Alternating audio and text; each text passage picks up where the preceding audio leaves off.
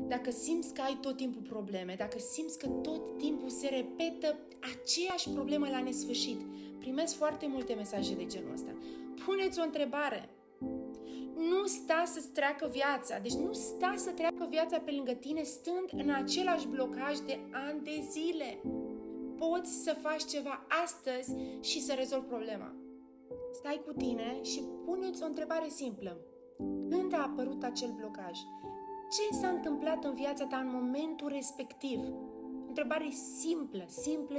Vorbește cu sufletul tău. El e cel mai bun prieten. Poți să-l consideri cel mai bun prieten. Momentul în care stai liniștit în camera ta și încerci să faci liniște în interiorul tău, crede-mă, el este singurul care îți va spune unde este problema și cum să o rezolvi. Tu ești parte din divinitate. În sufletul tău vei găsi răspunsurile la toate problemele. Toate problemele care țin de mântuire, toate problemele care țin de lucrurile materiale, absolut tot